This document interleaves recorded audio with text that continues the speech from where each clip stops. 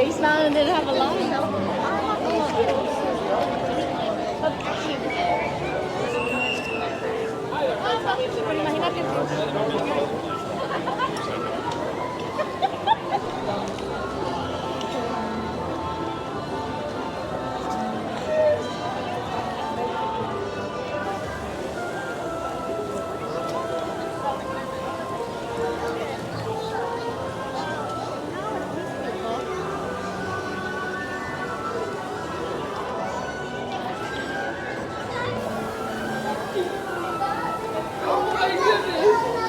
You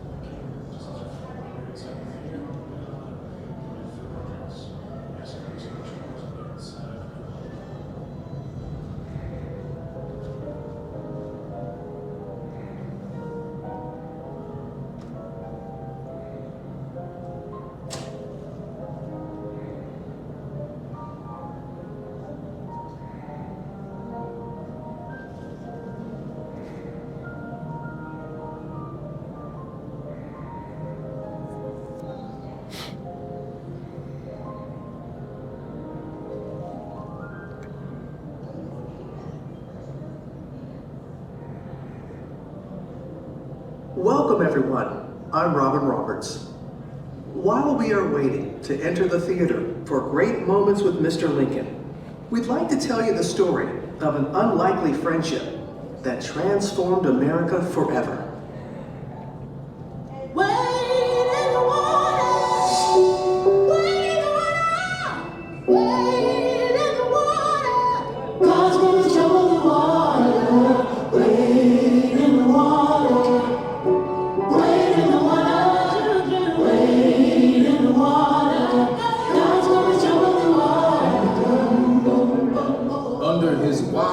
Beneficent rule, we saw ourselves gradually lifted from the depths of slavery to the heights of liberty and manhood. Though we waited long, we saw all this and more.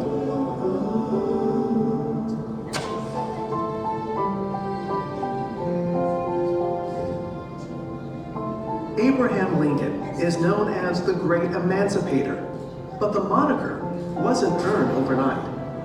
It would take the tireless work of the abolitionist movement led by Frederick Douglass, who himself was born enslaved, to guide Lincoln towards the cause of freedom. I am alike familiar with the whip and chain of slavery, and the lash and sting of public neglect and scorn, that my back is marked with the one and my soul is fettered with the other. After years of opposition, these two giants would find common ground and change the course of history. 10 years before the Emancipation Proclamation was enacted, if all earthly power were given me, I should not know what to do as to the existing institution. Oh, had I the ability, and could I reach the nation's ear, I would today pour out a fiery stream of biting ridicule, blasting reproach, withering sarcasm, and stern rebuke. For it is not light that is needed, but fire. It is not the gentle shower, but thunder.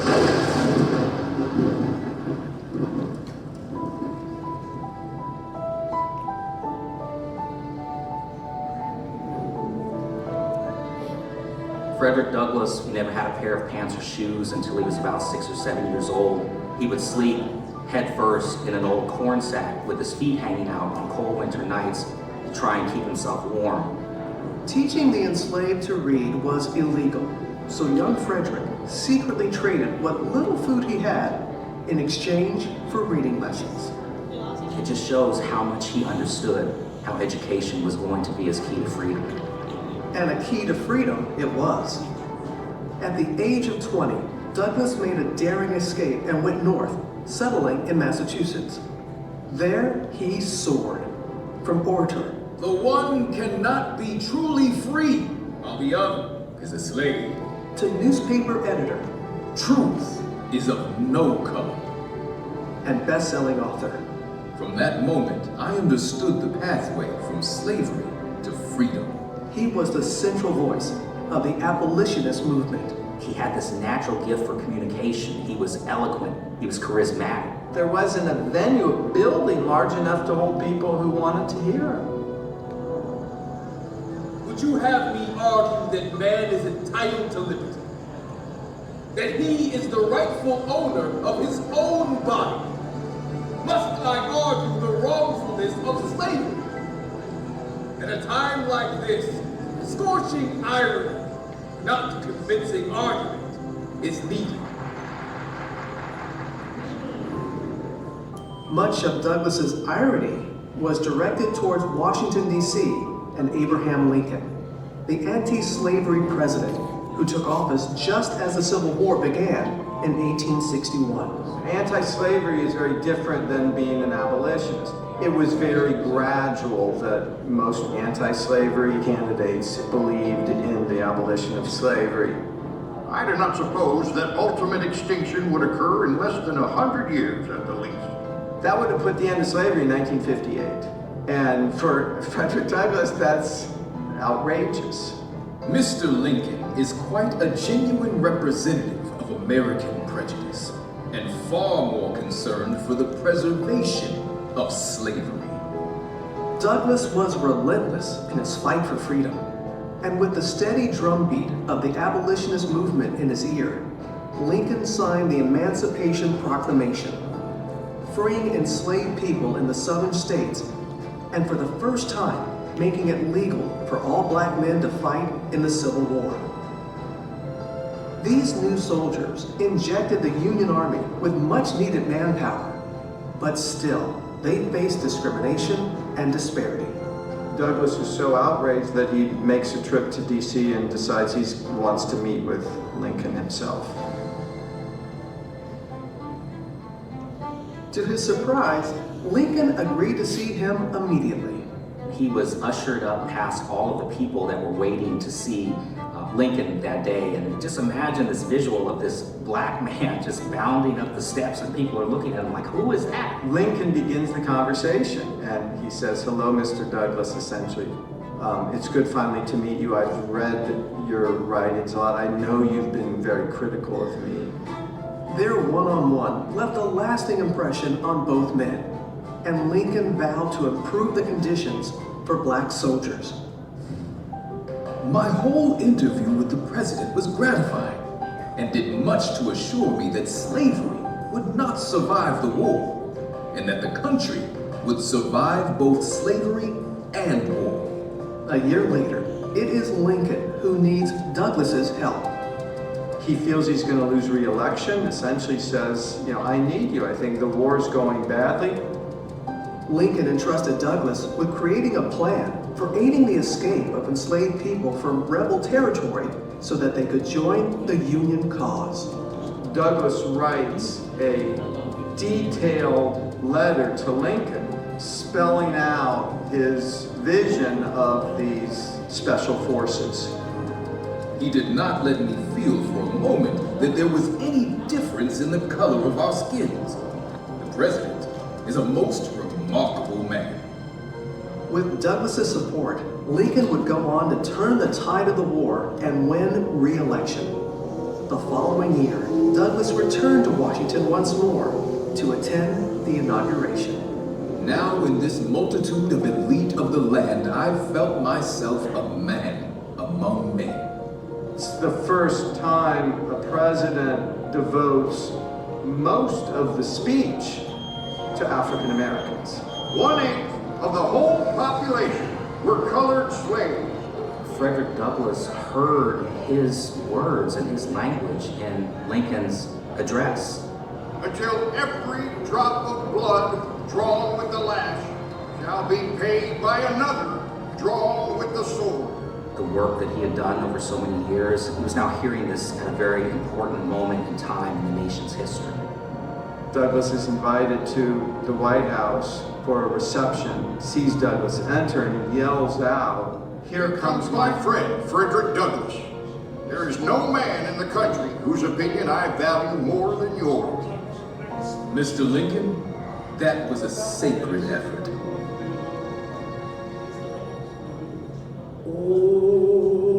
Oh, freedom. Oh, freedom. Oh, freedom. Frederick Douglass spoke truth to power, and he never stopped fighting for his people, and he understood that the struggle continued. He said, without struggle, There is no progress. Power concedes nothing without a demand. It never did, and it never will.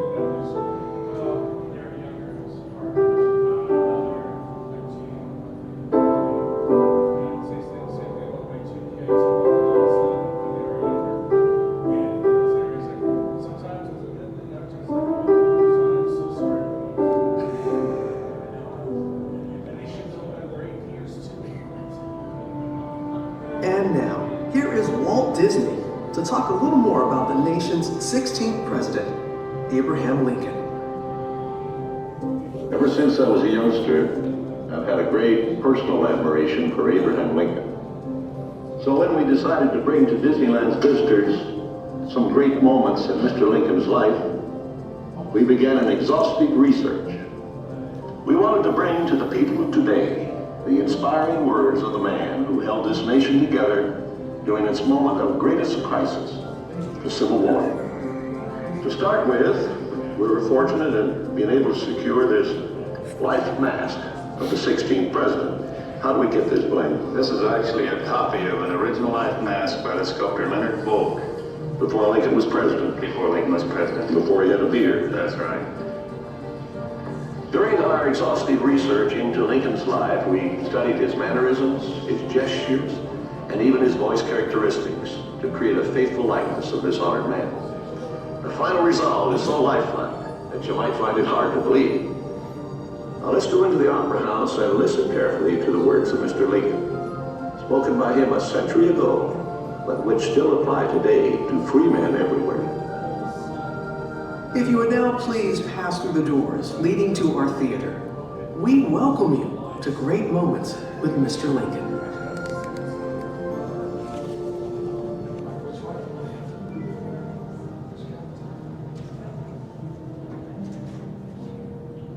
All right, folks, for your safety, please remain behind the red line of carpet here as the doors are automatically open towards you. As a reminder, there's no food or drinks permitted inside the theater. If you have an easy remote or basket, please reserve the center aisle and the brass table. Please watch your stuff as you get through.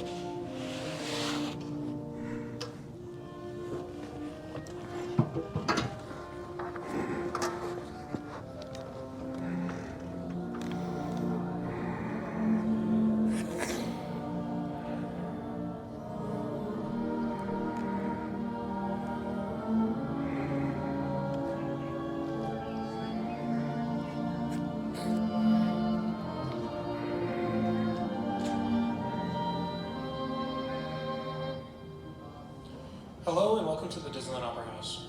During our show, please refrain from eating, drinking, and smoking. Please also silence your phones at this time. If any time during our show you need to leave, we're going to ask you to please exit towards your right. Just gently push on the door there and go to your left through the curtains back onto Main Street. This is also the same direction you're going to go at the conclusion of our show. This show first debuted in 1964 at the World's Fair Tour in New York City, and later was brought here in 1965 to Disneyland. It truly is a Disney treasure, as it was the last thing Walt Disney directed himself. The human animatronic here is the first humanoid animatronic in the world, and it had over 20 different facial features where people thought that it was actually a live person. Now, through the magic of Disney, I now present to you Great Moments with Mr. Lincoln.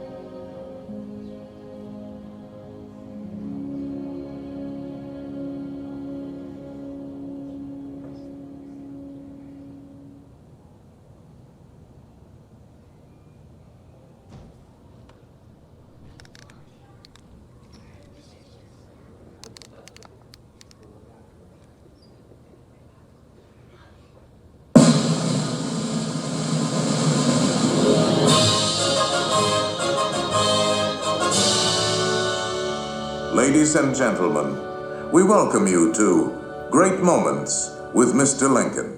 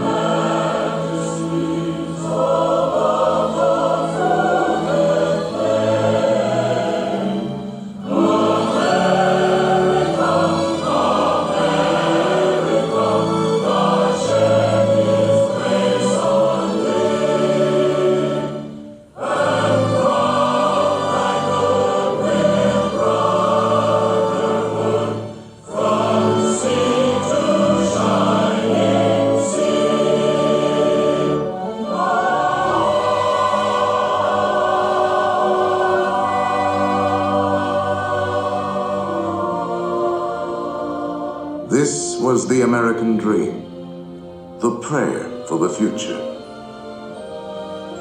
But that golden goal was not to be had without cost.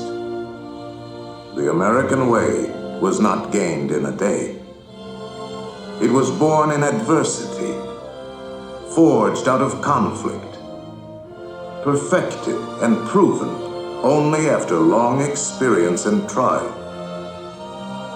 In all of history, no man was dedicated to this dream more than the 16th President of these United States, Abraham Lincoln.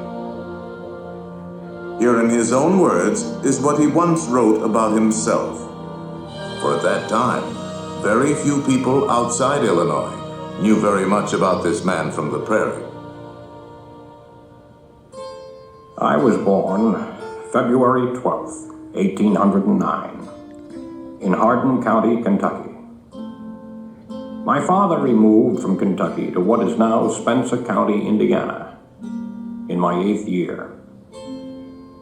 It was a wild region, with many bears and other wild animals still in the woods.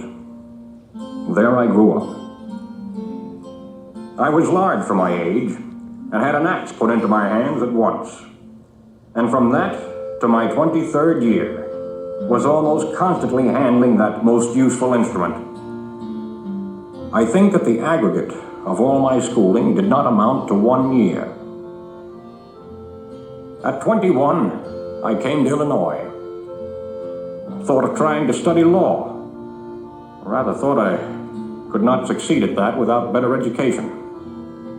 I borrowed some law books, took them home, and went at it in good earnest. In 1854, the law profession had almost superseded the thought of politics in my mind, when the repeal of the Missouri Compromise aroused me as I had never been before. What I have done since then is pretty well known.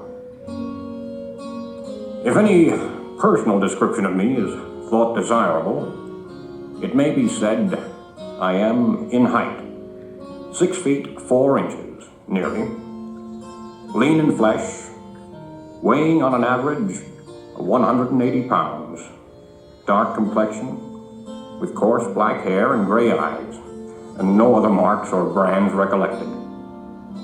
Yours very truly, A. Lincoln. Abraham Lincoln became president faced with the terrible threat of civil war, a thing he dreaded, yet a calamity he was prepared to meet if he must. Without union, the Constitution is only a piece of paper. I know there is a God, and that he hates injustice and slavery. I see the storm coming. I know his hand is in it. If he has a place and work for me, and I think he has, I believe I'm ready. And with God's help, I shall not fail.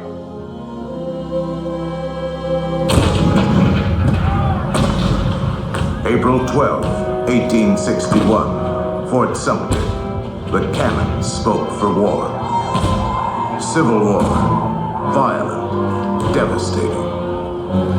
Now had come the reckoning, the supreme test that would decide whether a republic founded on liberty could survive the terrible strife of men's passions.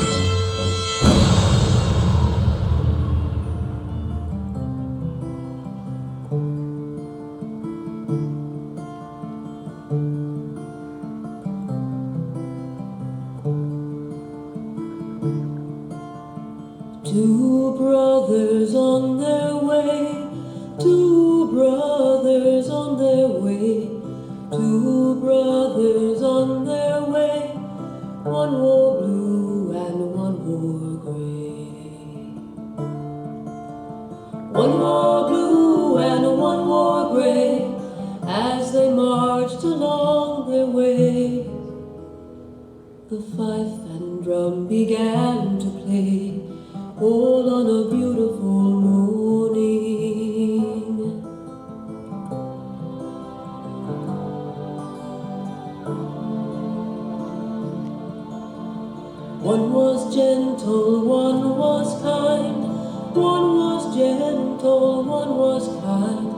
One came home, one stayed behind.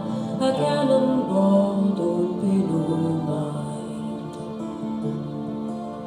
A cannonball don't pay no mind if you're gentle or if you're kind. It don't think of the folks behind. All on a beautiful morning. All on a beautiful morning.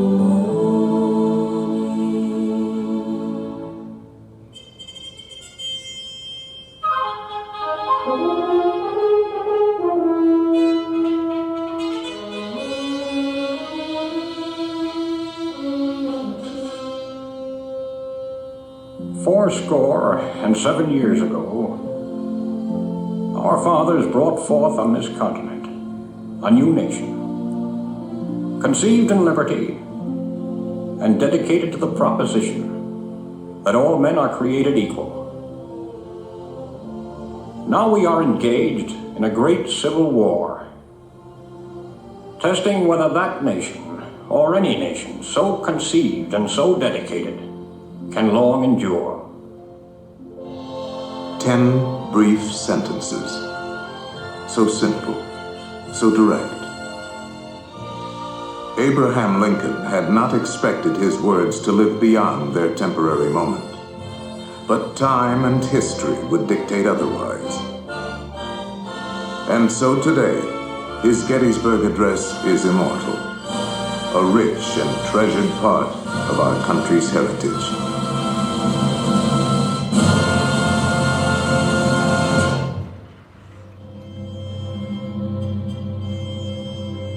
We pay tribute here not to a man who lived a century ago, but to an individual who lives today in the hearts of all freedom-loving people. His prophetic words are as valid for our time as they were for his. And now, the skills of the sculptor and the talents of the artist will let us relive great moments with Mr. Lincoln.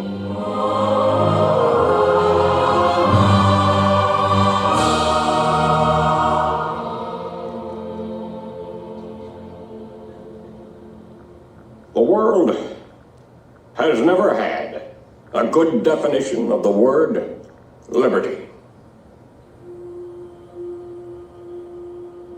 And the American people just now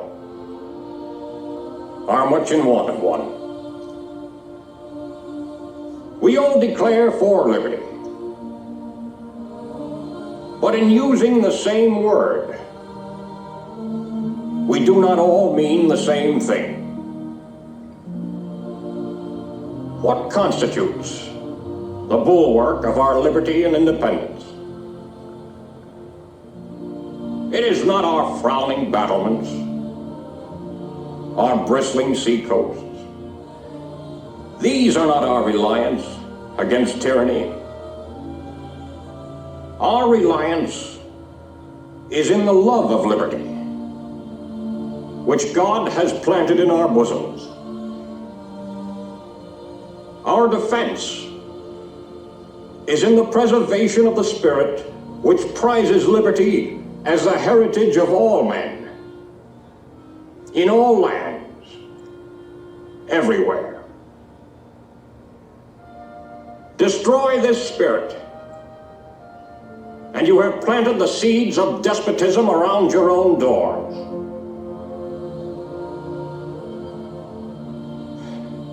At what point shall we expect the approach of danger? By what means shall we fortify against it? Shall we expect some transatlantic military giant to step the ocean and crush us with a blow? Never. All the armies of Europe, Asia, and Africa combined could not by force take a drink from the Ohio or make a track on the Blue Ridge in a trial of 1,000 years. At what point, then, is the approach of danger to be expected? I answer, if it ever reach us, it must spring from amongst us. It cannot come from abroad. If destruction be our lot, we ourselves must be its author and finisher. As a nation of free men, we must live through all times or die by suicide. Neither let us be slandered from our duty by false accusations against us, nor frightened from it by the menaces of destruction to the government, nor of dungeons to ourselves. Let us have faith that right makes might. And in that faith, let us to the end dare to do our duty as we understand it.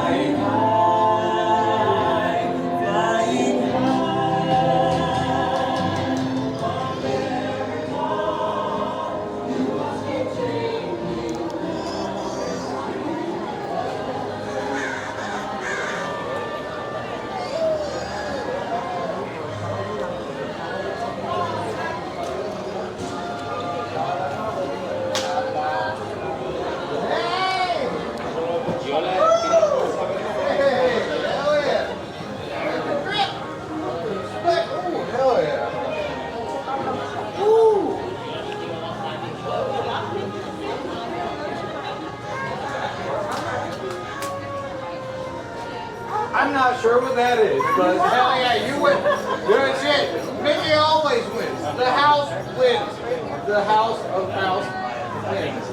No matter what.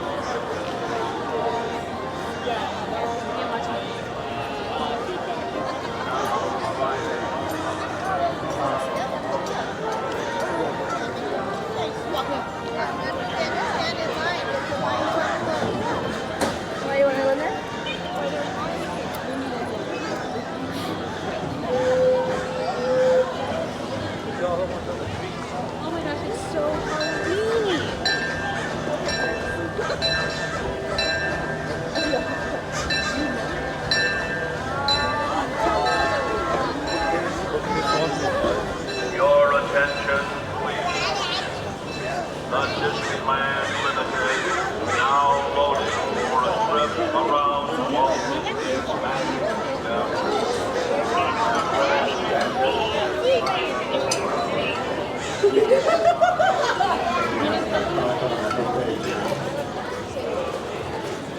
Well, like there you go.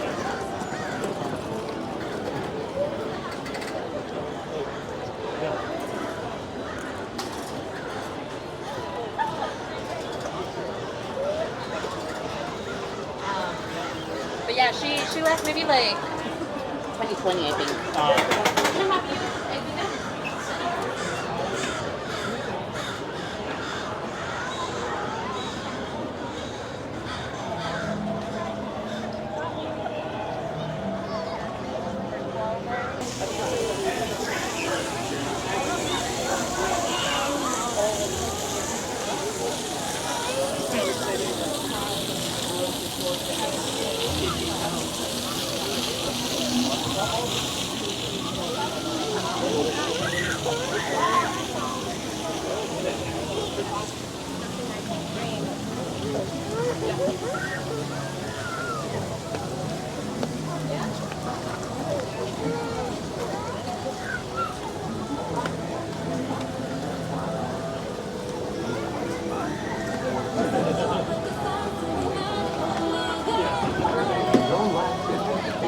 Very young children who are sitting with their parents. Children may not ride in strollers. Strollers should be folded and safely stored before we leave. As a courtesy to other passengers, we ask that there be no eating, drinking, or smoking on board. As a reminder, this is the Mickey and Friends and Pixar Pals tram, serving the Mickey and Friends and Pixar Pals parking structures. We'll begin our trip shortly. Thank you. All right, for your safety, we do ask that you please remove your backpacks and hold your strollers.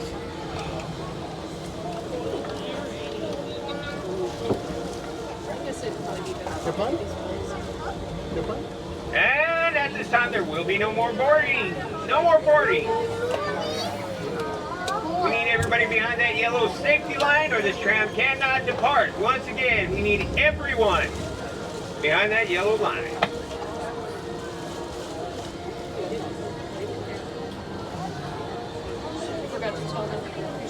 All right, this tram is getting ready to depart. And driver, you are clear.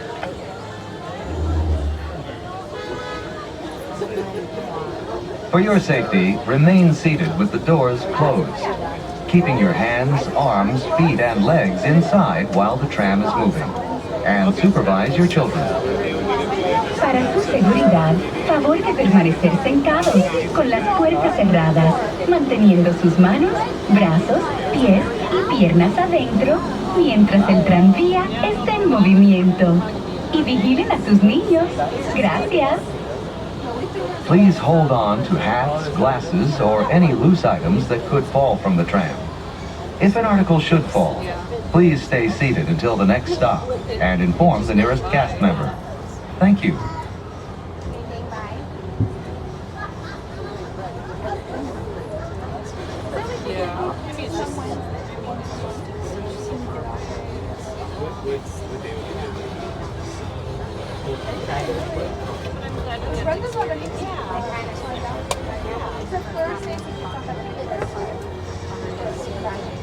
All right, driver, you are clear. I'll see what else they have available. Or maybe I have to drive to this place again. I don't know. If you will be returning to the park later today, please keep your ticket to re-enter. If you'll be leaving the guest parking area and returning later today, just show today's parking ticket to re-enter the parking area. As you travel through our resort, we'd like to remind you that our guest parking areas have a speed limit of 14 miles per hour. We ask that you please observe this speed limit and yield the right-of-way to Disneyland vehicles, whether you are walking or driving. Something like that. I think it's like 5%. We are now approaching the Mickey and Friends and Pixar Pals tram stop.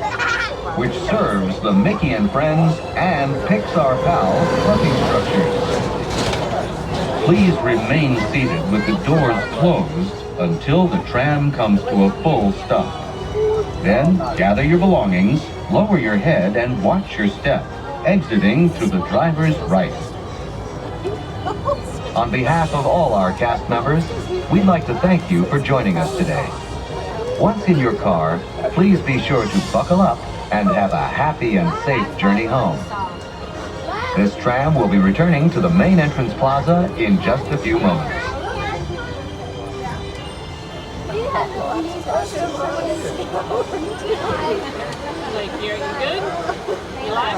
Alright folks, as this tram is approaching our one and only stop, we ask that you please remain seated with the doors closed until the tram comes to a full stop.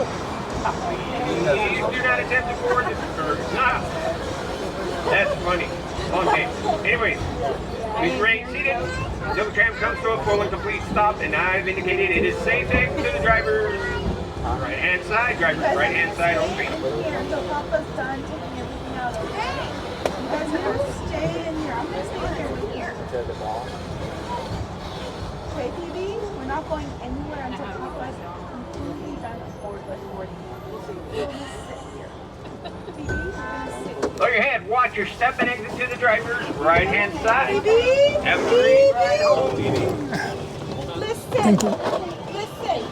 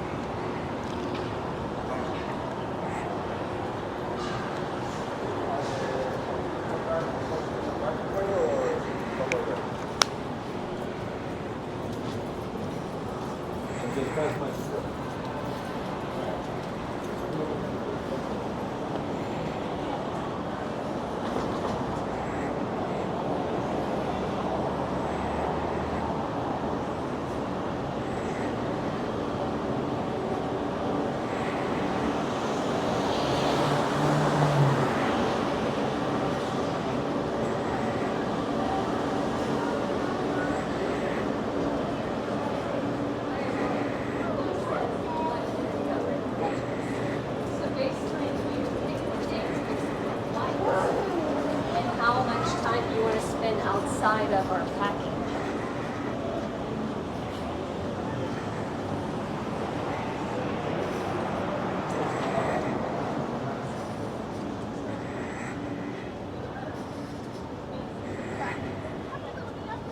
Hey, you did so good. I'm so sorry that judge was so mean to you.